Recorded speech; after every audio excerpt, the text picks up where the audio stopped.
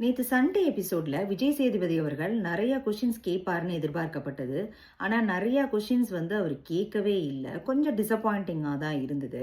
Especially வந்துட்டு விஜய் பார்வதிட்ட வந்துட்டு ஏன் வந்து வேலை செய்யல, ஏன் நீங்க வந்து ஸ்ட்ரைக் பண்ணீங்க அப்படிங்கறத கேட்பாரு அப்படிங்கறத ரொம்ப எதிர்பார்க்கப்பட்டது. ஆனா அவர் அந்த கேள்வியை வந்து தொடக்கூட இல்லை. அதே மாதிரி கனி கிட்டக்க வந்து உப்பு அள்ளி கொட்டினாங்க பாத்தீங்களா சாப்பாடு. அது ஏன் பண்ணினாங்க, ஏன் வந்து உப்பை வந்து நீங்க சாப்பாட்டுல விஷயத்துல ஏன் அதை பண்ணினீங்க அப்படின்னு கேட்பாருன்னு நினைச்சோம். அதையும் கேட்கல. அதே மாதிரி கெமி வந்து திவாகரை வந்து ஒரு பிளேஸ்ல அக்யூஸ் பண்ணியிருப்பாங்க.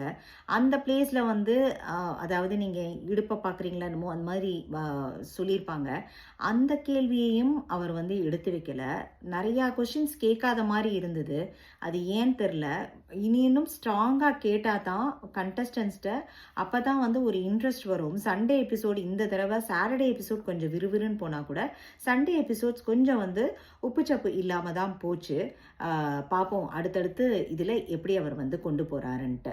ஏன்னா சாட்டர்டே அண்ட் சண்டே எபிசோட் தான் ரொம்ப எதிர்பார்க்கப்படுறது, விஜய் சேதுபதி அவர்கள் வராருன்னு சொல்லிட்டு.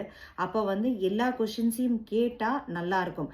இதை தவிர ஹேட்டர்ஸ் யாரு, அவங்க யாருக்கு வந்து ஃபாலோவர்ஸ் அதிகமா இருக்காங்க, இந்த கொஸ்டின்ஸ் எல்லாம் தவிர்த்திருக்கலாம். ஏன்னா எல்லாருக்குமே தெரியும்.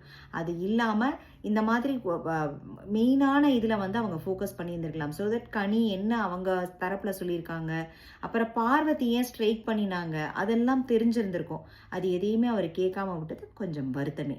தேங்க்ஸ் ஃபார் வாட்சிங்.